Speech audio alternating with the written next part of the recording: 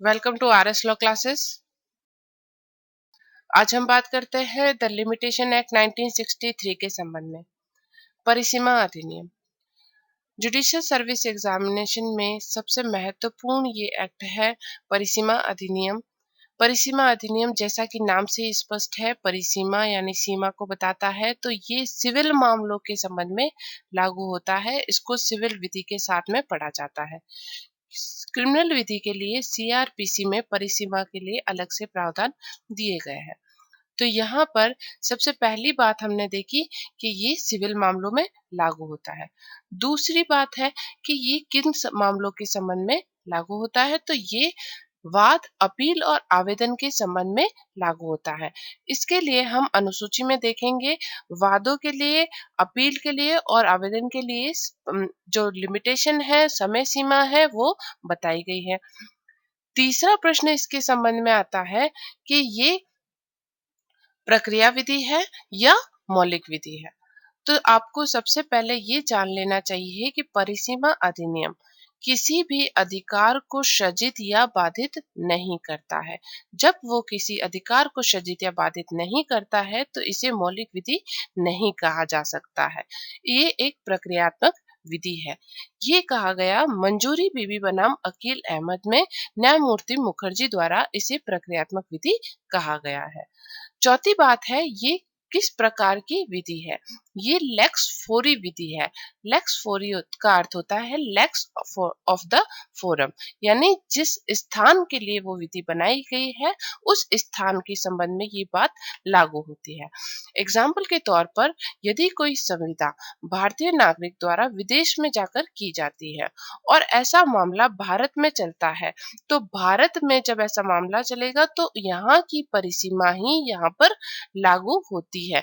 यहाँ की परिसीमा विदेश में जाकर लागू नहीं होगी, क्योंकि भारत के संबंध में मामला है तो भारत की परिसीमा, जिस देश का मामला होता है उस देश की परिसीमा वहां पर लागू होती है। इसलिए इसे लेक्स फोरी विधि कहा जाता है। इंडियन एविडेंस एक्ट भी लेक्स फोरी विधि है, क्योंकि भारत में मामला अगर साक्ष्य को निर्धारित करना है तो साक्ष्य विधि द्वारा ही निर्धारित किया जाएगा। तो इस प्रकार चार बातें आपको ध्यान रखनी है। सबसे पहली बात, परिसीमा विधि एक सिविल मामलों में लागू होती है, वाद, अपील और आवेदन की समय सीमा को तय करती है, ये एक प्रक्रियात्मक विधि है, और एक लेक्स फोरी विधि है। ये विधि जब कोई व्यक्ति न्यायालय में उपचार के लिए जाता है तो उसके लिए समय सीमा को निर्धारित करने वाली विधि कहा जाता है इसे। इसके एक्ट को हम पढ़ेंगे। सबसे पहली बात आती है इसके संख्यांक की। 1963 का अधिनियम संख्यांक 36। इसे याद करना आसान है क्योंकि ये 63 का एक्ट है, तो 36 इसका उल्टा करने पर 36। इसे इसका अधिनियमित हुआ था 5 अक्टूबर 1963 में। इस अधिनियम का उद्देश्य है वादों और अन्य कार्यवाहियों की परिसीमा और तत्संप्रक्त प्रयोजनों से संबंधित विधि का समेकन और संशोधन करने के लिए अधिनियम। वाद और कार्यवाहियां, जो भी न्यायालय में वाद और कार्यवाहियां चल रही है उसकी समय सीमा क्या होगी, उसके लिए यह अधिनियम बनाया गया है, और इस समय सीमा से संबंधित जो भी बातें हैं उनके लिए ये विधि बनाई गई है। इसका समेकन समेकन होता है किसी विषय पर मुद्दों को एक जगह इकट्ठा करना। तो उन परिसीमा से संबंधित सभी प्रावधानों को एक जगह इकट्ठा करना और उसमें संशोधन करने के लिए अधिनियम। तो संशोधन करने के लिए किसमें, क्योंकि परिसीमा अधिनियम 1963 से पहले 1908 की परिसीमा अधिनियम लागू था और 1908 में बहुत से परिवर्तन होने आवश्यक हो गए थे, इसलिए उसमें संशोधन करने के पश्चात एक नया एक्ट सामने आया, परिसीमा अधिनियम 1963। तो यहाँ पर समेकन और संशोधन करने के लिए, परिसीमा के संबंध में समेकन और संशोधन करने के लिए अधिनियम बनाया गया। परिसीमा अधिनियम के सामान्य बातों को हम देखते हैं। सबसे पहली बात, इसका नाम है परिसीमा अधिनियम 1963। द लिमिटेशन एक्ट 1963, इसका ईयर 1963 है, इसका एक्ट नंबर 36 है। इसका उद्देश्य है वादों और अन्य कार्यवाहियों की परिसीमा और तत्संप्रक्त प्रयोजनों से संबंधित विधि का समेकन और संशोधन करने के लिए अधिनियम। यह अधिनियम अधिनियमित हुआ था 5 अक्टूबर 1963 में और लागू हुआ 1 जनवरी 1964 में। यहाँ पर लागू होने की तारीख काफी बार एग्जाम में पूछी जा चुकी है। 1 जनवरी 1964। इसमें कुल 5 भागों में बांटा गया है और कुल 32 धाराएं थी, जो वर्तमान में 31 धाराएं हैं। क्योंकि आप एक बात ध्यान रखिए, जब किसी अधिनियम के बीच की धाराओं को निश्चित कर दिया जाता है तो फिर भी वो अधिनियम में काउंट होती है, लेकिन जब अधिनियम की अंतिम धाराओं को निश्चित कर दिया जाता है तो वो काउंट नहीं होती है। तो 32वीं धारा को इसमें निश्चित कर दिया गया है, इसलिए इसमें अब 31 धाराएं मानी जाएगी। इसमें एक शेड्यूल है। इस एक शेड्यूल में आर्टिकल्स दिए गए हैं। टोटल 137 आर्टिकल्स है, जिसमें वादों, अपीलों और आवेदनों के संबंध में परिसीमा को बताया गया है। इसमें ये अमेंडमेंट नहीं हुआ है। ये जो 1908 का अधिनियम बना था उसके स्थान पर ये 1963 का अधिनियम आया है। और अदर बातों में हमने देखा ये सिविल मामलों में लागू होती है। ये एक प्रोसीजरल लॉ है, प्रक्रियात्मक विधि है। ये एक lex fori, law of the forum, lex fori विधि है। हम शुरू करते हैं इसके पार्ट 1 से। हम 31 धाराओं को एक साथ में नहीं पढ़ेंगे, हम इनको पार्ट वाइज पढ़ेंगे। सबसे पहला पार्ट है प्रारंभिक, जिसमें 2 धाराएं हैं।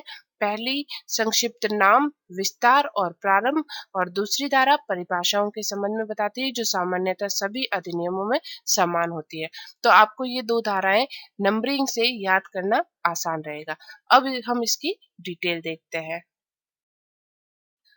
धारा 1, संक्षिप्त नाम, विस्तार और प्रारंभ। यह अधिनियम परिसीमा अधिनियम 1963 कहा जा सकेगा। इसका विस्तार संपूर्ण भारत पर है। यह उस तारीख को प्रवृत्त होगा जिसे केंद्रीय सरकार शासकीय राजपत्र में अधिसूचना द्वारा नियत करे। तो हमने इसका नाम देखा।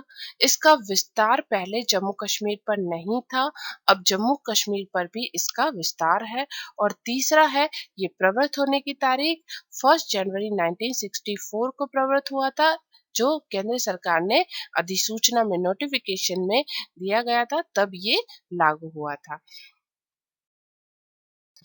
जम्मू कश्मीर के संबंध में 2019 में अमेंडमेंट आया, जिसके संबंध में देखते हैं हम। इसका एक्ट नंबर है 34। इस पर साइन किए गए, राष्ट्रपति द्वारा साइन किए गए 9 अगस्त 2019 को, और ये अधिनियम इफेक्टिव हुआ था 31 अक्टूबर 2019 में। इसका जो संख्यांक है 57 पे जो लिमिटेशन एक्ट में नाम दिया गया था, जम्मू कश्मीर राज्य के सिवाय इस वर्ड को हटा दिया गया है। इसका अर्थ ये हुआ कि अब ये अधिनियम जम्मू कश्मीर पर भी लागू होता है। धारा 2 परिभाषा की बात करती है। सबसे पहली परिभाषा है आवेदक की। आवेदक में आपको 3 पॉइंट याद रखने हैं। सबसे पहला अर्जीदार।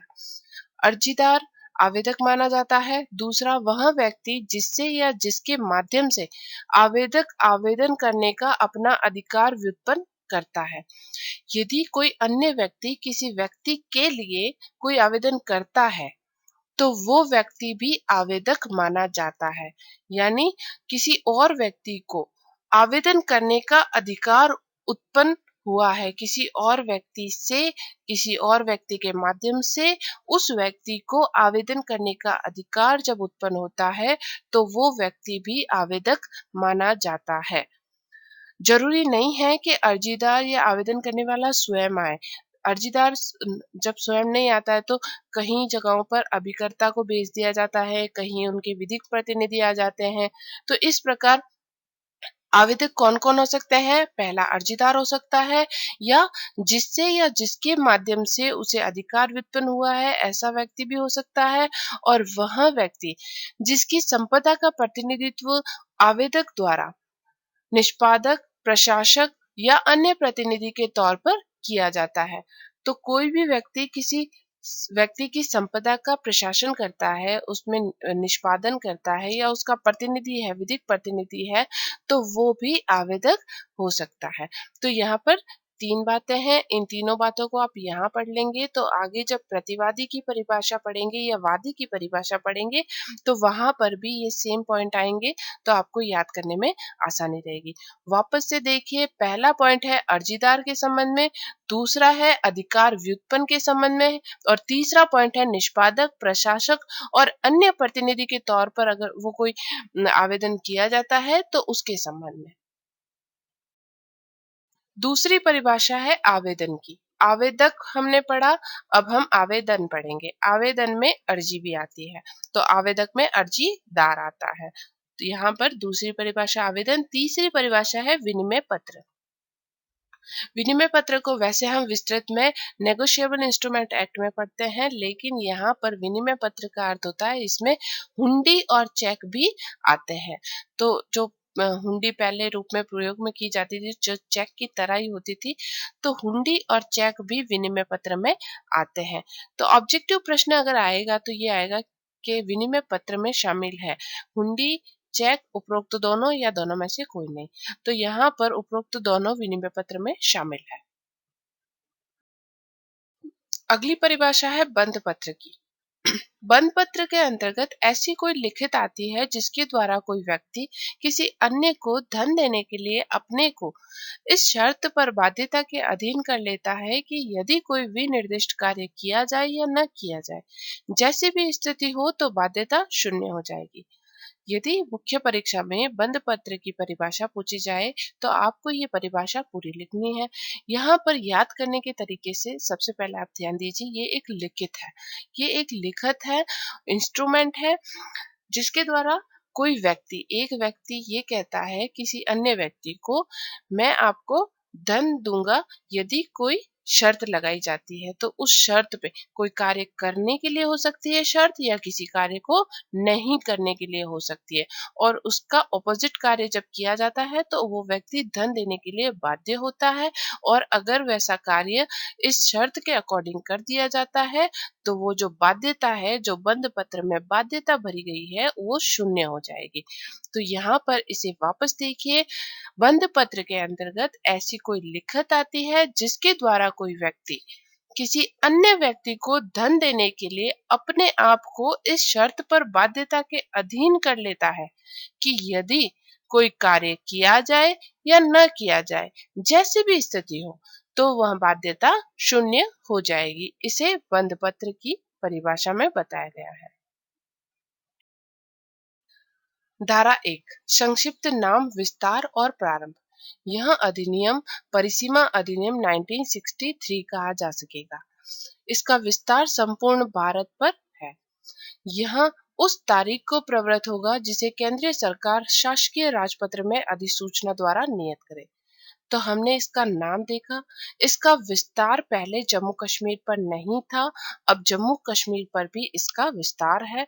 और तीसरा है, ये प्रवृत्त होने की तारीख 1 जनवरी 1964 को प्रवृत्त हुआ था, जो केंद्र सरकार ने अधिसूचना में नोटिफिकेशन में दिया गया था, तब ये लागू हुआ था।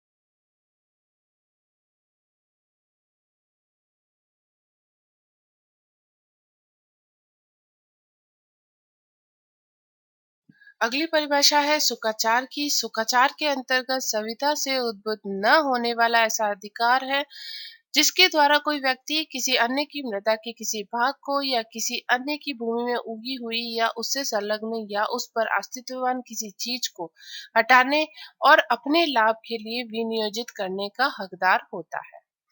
सुखाचार ईजमेंट एक्ट हम पढ़ते हैं, जिसमें किसी सुखाचार में जैसे मार्ग का अधिकार, वायु का अधिकार, प्रकाश का अधिकार, तो इस प्रकार के जो अधिकार होते हैं उस कोई वो व्यक्ति जो इसका लाभ ले सकता है, वो उस व्यक्ति का सुखाचार होता है। ये कोई भी संविदा से उद्भुत नहीं होता है। तो सबसे पहली पॉइंट यही कहता है, ये संविदा से उद्भुत नहीं होता है। ये एक प्रकार का अधिकार है जो एक व्यक्ति को किसी अन्य की भूमि पर प्राप्त होता है। किसी अन्य की भूमि में कोई चीज है, मान लो वो मार्ग भी है, तो उस मार्ग से निकलने का अधिकार भी उसका सुखाचार है। यदि किसी व्यक्ति का वायु प्राप्त करने का, यानी किसी व्यक्ति का घर है और उसकी खिड़की उस तरफ निकाली हुई है जहां से उसे प्रकाश और वायु मिलते हैं, तो वो उसका सुखाचार है कि वो उसे मिलना चाहिए। कोई अन्य व्यक्ति उसमें बाधा खड़ी नहीं कर सकता है। तो सुखाचार इस परिसीमा अधिनियम में बताया गया है कि संविदा से उद्भुत न होने वाला ऐसा अधिकार है जिसके द्वारा कोई व्यक्ति अन्य की मृदा के किसी भाग को या किसी अन्य की भूमि में उगी हुई या उससे संलग्न या उस पर अस्तित्ववान किसी चीज को हटाने और अपने लाभ के लिए विनियोजित करने का हकदार होता है। जैसे अगर कोई कुआं है तो कुएं से पानी लेने का अधिकार है, तो वो भी उसका सुखाचार है। अगली परिभाषा है विदेशी। विदेश में भारत से भिन्न कोई भी देश है तो वो विदेश कहलाएगा। सद्भाव, कोई भी बात जो सम्यक सतर्कता और ध्यान से नहीं की गई है, सद्भाव पूर्वक की गई नहीं समझी जाएगी। ये नेगेटिव परिभाषा बताई गई है। तो इसकी पॉजिटिव अगर हम बनाते हैं तो यहाँ पे सम्यक सतर्कता और ध्यान से अगर की गई है तो वो सद्भाव पूर्वक की गई समझी जाएगी। यहाँ पर 2 पॉइंट, सम्यक सतर्कता और ध्यान से, ये 2 पॉइंट आपको याद रखने हैं सद्भाव की परिभाषा में। अगली परिभाषा है वादी की। जो परिभाषा हमने आवेदक के संबंध में पढ़ी थी, उन्हीं शब्दों को हमें यहाँ पर लिखना है। उसमें जो पहला पॉइंट था अर्जीदार, उससे छोड़कर, तो उसका दूसरा पॉइंट था वह व्यक्ति जिससे या जिसके माध्यम से वादी वाद लाने का अपना अधिकार व्युत्पन्न करता है। तो वहां पे जो लाइन थी वो यहाँ पे भी है, क्योंकि वादी का अधिकार होता है। और दूसरा, वह व्यक्ति जिसको संपदा का प्रतिनिधित्व वादी द्वारा निष्पादक, प्रशासक या अन्य प्रतिनिधि के रूप में किया जाता है। तो यहाँ पर आपको अलग से पढ़ने की आवश्यकता नहीं है। आप वादी, प्रतिवादी और आवेदक तीनों की परिभाषाओं को एक साथ में पढ़ें। अगली परिभाषा है परिसीमा काल। परिसीमा काल क्या है? जो किसी वाद, अपील या आवेदन के लिए अनुसूची द्वारा विहित है। तो यहाँ पर ध्यान दीजिए, परिसीमा काल की परिभाषा इतनी है, जो किसी वाद, अपील या आवेदन के लिए अनुसूची द्वारा विहित है। विहित यानी बताई गई है। तो अगला पॉइंट इसी के अंदर है कि विहित काल क्या है। विहित काल से वह परिसीमा काल अभिप्रेत है जो उस अधिनियम के उपबंधों के अनुसार संगणित परिसीमा काल हो। ध्यान दीजिए, अपना जो परिसीमा अधिनियम है 2 भाग में डिवाइड है। एक तरफ धाराएं हैं और एक तरफ अनुसूची है। अनुसूची में समय सीमा दी गई है, वो तो हुआ उसका परिसीमा काल। और विहित काल वो हुआ जिसके अनुसार ऐसी परिसीमा संगणित की जाती है, तो वो हुआ उसका विहित काल। यानी किस समय को छोड़ा जाएगा, किस समय को गिना जाएगा, इस सारे प्रावधान दिए गए हैं इनकी धाराओं में। तो विहित काल से वह परिसीमा काल अभिप्रेत है जो उस अधिनियम के उपबंधों के अनुसार संगणित परिसीमा काल हो। एक बार वापस देखिए इसे, परिसीमा काल से वह परिसीमा काल अभिप्रेत है जो किसी वाद, अपील या आवेदन के लिए अनुसूची द्वारा विहित है। और विहित काल से वह परिसीमा काल अभिप्रेत है जो उस अधिनियम के उपबंधों के अनुसार संगणित परिसीमा काल हो। इस एक परिभाषा में 2 परिभाषाएं शामिल है। अगली परिभाषा है वचन पत्र की। वचन पत्र से ऐसी लिखित अभिप्रेत है जिसके द्वारा उसका रचयिता किसी अन्य को धन की कोई भी निर्दिष्ट राशि उसमें परिसीमित समय पर या मांग किए जाने पर या दर्शन पर देने के लिए आत्यंतिक वचनबद्ध होता है। तो कोई व्यक्ति किसी राशि को देने के लिए वचन देता है, किसी अन्य व्यक्ति को राशि देनी है, वो राशि विनिर्दिष्ट होती है, निश्चित राशि होती है। कौन देता है? वचनदाता, जो रचयिता यानी जिस लिखत को रचने वाला रचयिता किसी अन्य व्यक्ति को एक निश्चित राशि देने का वचन देता है। वो राशि कब दी जाएगी? पहला, परिसीमित समय पर दी जा सकती है, या मांग किए जाने पर दी जा सकती है, या दर्शन पर दी जाने के लिए वो आत्यंतिक रूप से वचनबद्ध होता है। दर्शन पर ये जो शब्द है इसको NI act negotiable instrument act की धारा 21 में बताया गया है कि दर्शन पर शब्द से तात्पर्य होता है मांग पर। तो दर्शन पर का अभिप्रेत मांग पर से है।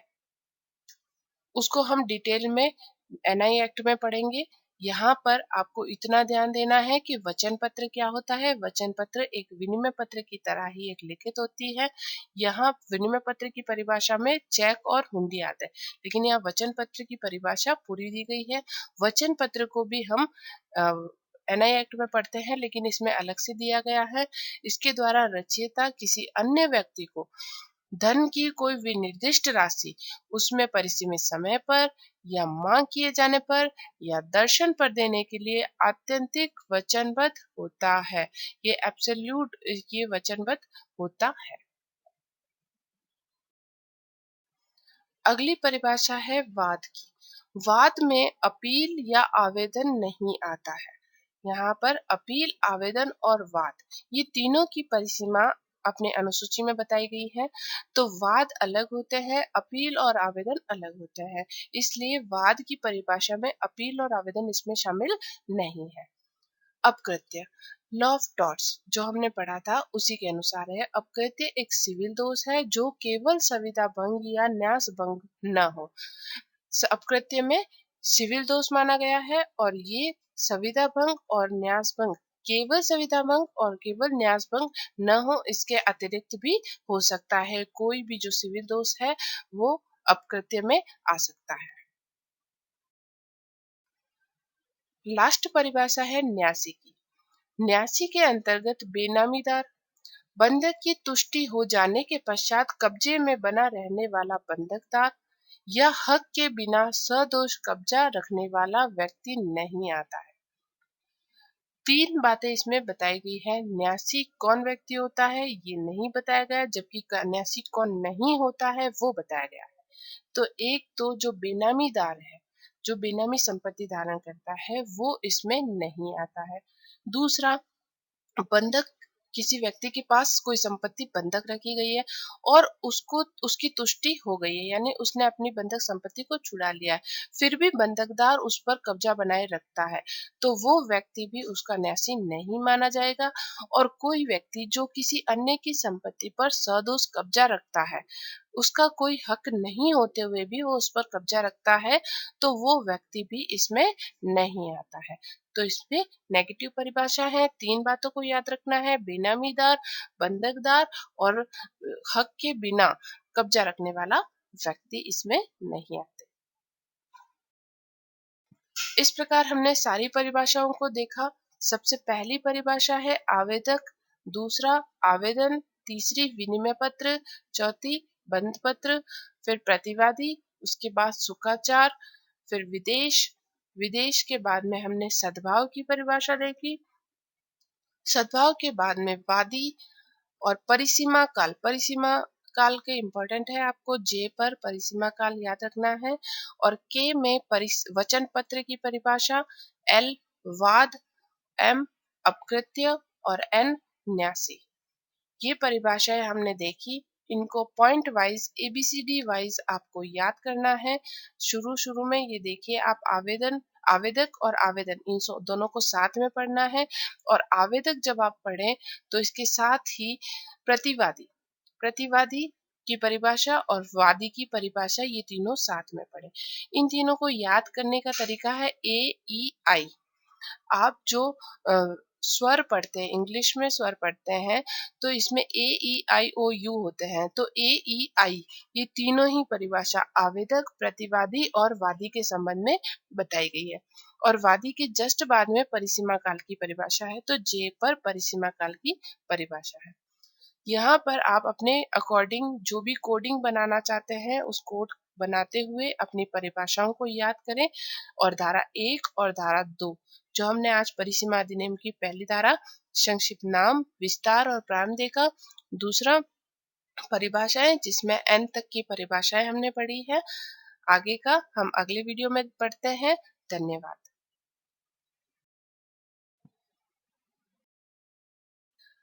धारा 1 संक्षिप्त नाम, विस्तार और प्रारंभ। यह अधिनियम परिसीमा अधिनियम 1963 कहा जा सकेगा। इसका विस्तार संपूर्ण भारत पर है। यह उस तारीख को प्रवृत्त होगा जिसे केंद्रीय सरकार शासकीय राजपत्र में अधिसूचना द्वारा नियत करे। तो हमने इस